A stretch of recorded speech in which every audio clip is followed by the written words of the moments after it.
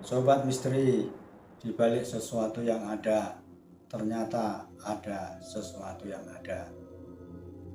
Siapa yang tidak kenal dengan Danau Rawapening? Hampir di seluruh provinsi Jawa Tengah, Jawa Timur sebagian, dan Jawa Barat, mungkin juga seluruh Indonesia tahu kisah dari Danau Rawapening yang amat legenda ini. Masyarakat sekitar wilayah ini meyakini bahwa memang danau ini amat misterius dan mistis. Sering terjadi orang pendatang yang berliburan dengan mengayuh perahu atau sekedar memancing, menghilangkan penat-penat setelah kerja semingguan di kantor, di perusahaan, dan lain-lain.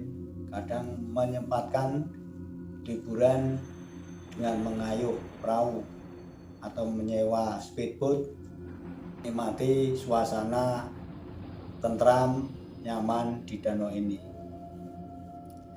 Tapi entah kenapa setiap tahun di danau ini selalu saja ada orang yang jatuh ke air atau dengan apa tiba-tiba ketakutan yang membuat mereka tenggelam. Sibuklah masyarakat wilayah ini, khususnya pencari ikan, menolong mencari di mana yang tenggelam ini bisa ditemukan. Saat itu seharian atau 2 hari belum tentu yang tenggelam ini bisa ditemukan. Padahal sebenarnya danau ini tidak begitu dalam amat. Itulah anehnya kejadian yang selalu terjadi setiap tahun. Setelah dicari beberapa hari tidak ketemukan, entah seminggu atau berapa hari kemudian, si orang tenggelam nongollah di tempat di mana pertama kali dia tidak ditemukan. Itulah anehnya. Kata dukun-dukun, juru kunci atau pelawangan yang selalu mengantar orang untuk masuk ke Danau Rawapening ini mengatakan bahwa Mbah Ne belum mengizinkan si orang yang tenggelam ini untuk pulang. Itu sisi mengerikan juga mistis danau ini yang setiap tahun sering ada orang meninggal di tempat ini. Tapi bukan berarti orang masyarakat sekitarnya terbebas dari ketakutan dan kengerian, bukan seperti itu. Tempo-tempo pencari ikan yang menggunakan perahu atau speedboat sedang mancing atau sedang menjala ikan, entah kenapa tahu-tahu melihat seekor ular yang amat besar sekali dengan kepalanya yang menongol dari permukaan air. Serta-merta melihat kejadian seperti itu, banyak dari mereka pingsan yang beberapa hari kemudian jatuh sakit. Bahkan saking ketakutannya, ada juga yang sampai beberapa hari kemudian meninggal dunia.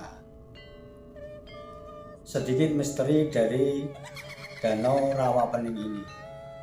Kita akan kembali cerita tapi dengan topik yang lain. Pernahkah teman-teman mendengar bila seorang dalang wayang ditanggap oleh seseorang untuk memainkan wayang semalam suntuk di daerah tertentu? Bisa juga di tengah hutan atau di tempat yang amat luas daratan atau dimanapun, seperti juga yang terjadi di Rawapening ini. Itu sering terjadi bahkan sebelum pementasan wayang dilakukan. Ini ada utusan kepada seorang dalang yang mengatakan kesanggupan si dalang apakah bersedia tampil dalam acara ramai-ramai atau hari apa yang terjadi di Danau Rawapening ini, mungkin ulang tahun atau apa.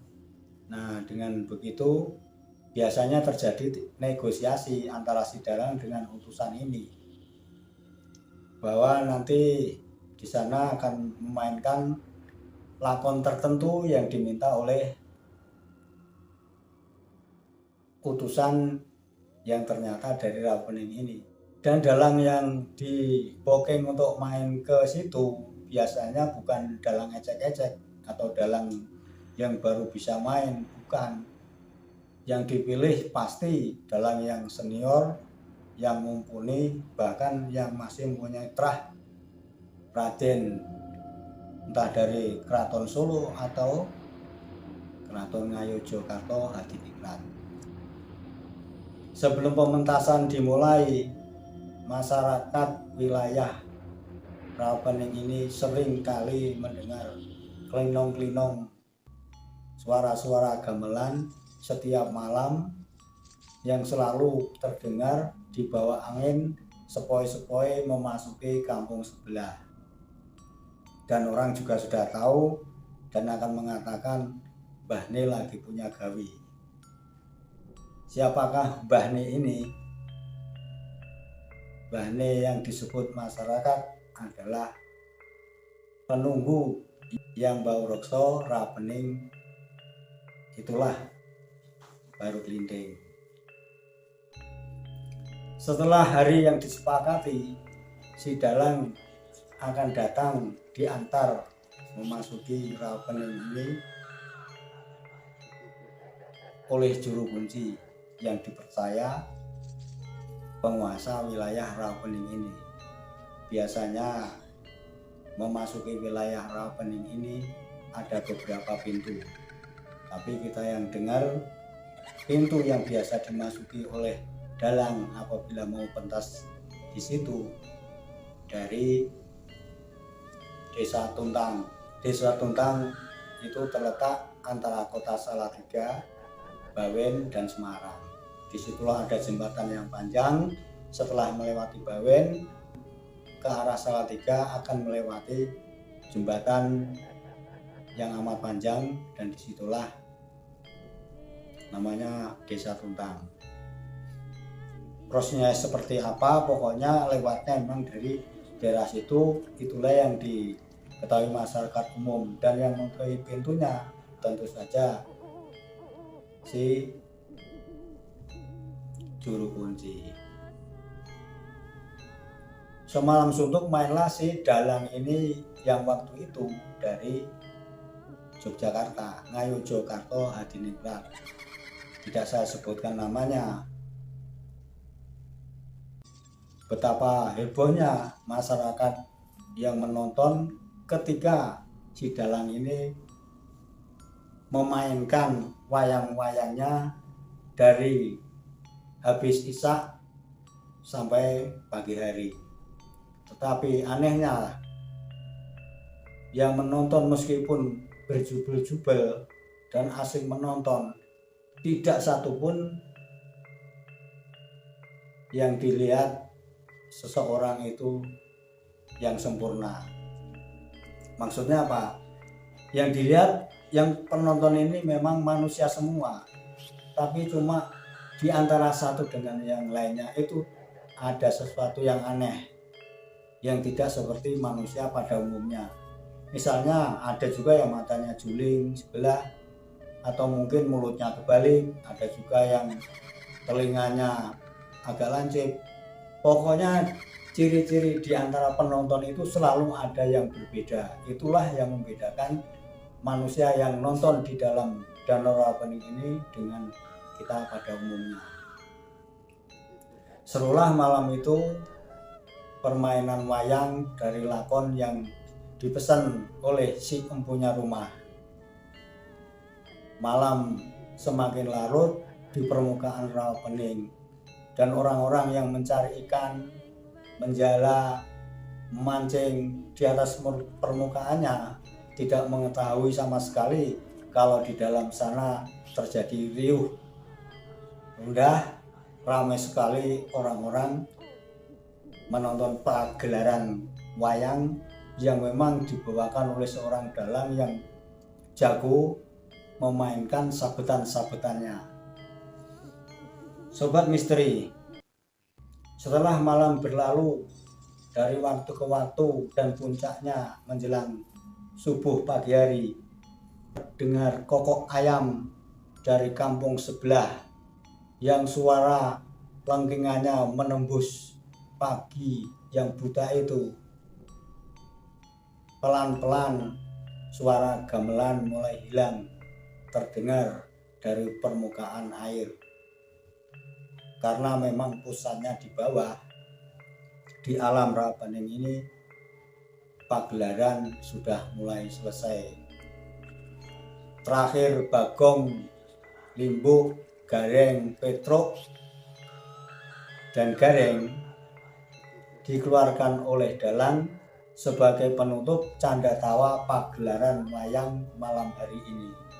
Penonton yang ramai yang melihat pementasan wayang satu persatu meninggalkan tempat. Dalang dan Nayogo setelah kecapean semalam suntuk dibawanya oleh utusan dari yang mempunyai gawe untuk bertemu dan sekedar berbincang-bincang, menyampaikan terima kasihnya tuan rumah atas pergelaran yang betul-betul sukses dan menyenangkan, menggembirakan seluruh warga di bawah Rawapening sana. Setelah terjadi dialog ya sekedar-sekedarnya basa-basi, si dalang kemudian pamit tidak pulang pada pagi hari itu. Si tuan rumah memberikan dua pilihan kepada si dalang ini sebagai rasa terima kasih dan dengan kesepakatan yang pernah dibuat untuk pembayarannya. Si dalang tapi masih diberikan peluang apakah mau dibayar dengan uang kontan ataukah barang yang disimpan oleh si tuan rumah. Barang itu tidak lain adalah kunir. Kalau Indonesia, buah ini adalah kunyit. Si dalang tahu apabila dia memilih uang, tentu yang diterima juga berupa uang dengan nominal yang telah disepakati. Tapi karena kebaikan, kepuasan dari yang nanggap wayang, dia diberikan peluang untuk memilih uang ataukah buah kunir. Si dalang berpikir sejenak, dia tahu kenapa saya harus memilih uang atau kunir. Untunglah memang dalang ini karena memang dalang senior, juga ilmu metafisikanya juga tinggi, karena rata-rata dalang senior dilambari dengan ilmu seperti ini untuk berinteraksi dengan makhluk-makhluk astral yang tidak bisa disambangi, yang tidak bisa dihubungi oleh manusia-manusia, orang-orang seperti kita. Si dalang dibawa ke sebuah ruangan di mana di situ begitu banyak buah kunir yang tersimpan. Kunir yang kita sangka untuk bumbu masak, untuk jamu, di situ di dalam ruangan ini begitu banyak dan begitu besar-besar. Dalang disuruh mengambil apakah dia mau untuk bayarannya dari buah itu. Si dalang sudah tanggap, meskipun apa yang dilihatnya ini sebuah buah kunir, dengan cepat dia mengambil beberapa buah untuk dikantongi di dalam jas yang dipakainya. Maksudnya jas wayang, jas yang lorek-lorek itu. Tuan rumah menyilahkan seberapa banyak Pak Dalang untuk membawa semampunya buah kunir ini. Diberilah Pak Dalang sebuah besek yang terbuat dari bambu, ini anyaman bambu. Ini ada besek yang bisa ditutup di atasnya. Dan ini biasanya kalau orang-orang dulu besek ini untuk selamatan di kampung, sunatan, pernikahan, atau syukuran dan lain-lain. Sebelum ada kotak-kotak plastik atau kotak kertas seperti sekarang ini. Si dalang yang dari Ngayogyakarta Hadiningrat ini memenuhi besek ini dengan buah kunir sehingga tidak bisa lagi muat setelah ditutup. Si tuan rumah berkata, "Pak Dalang, apakah sudah cukup buahnya?" Dan memberikan tawaran lagi untuk seberapa banyak lagi Pak Dalang ini untuk mengambil. Si Pak Dalang bernapas sebentar dan mengatakan, "Terima kasih Doro, cukup ini saja saya untuk oleh-oleh pulang." Singkat cerita, si dalang diantar oleh juru kunci keluar dari gaibnya Rawapening untuk menuju jalan raya di dusun Tuntang ini.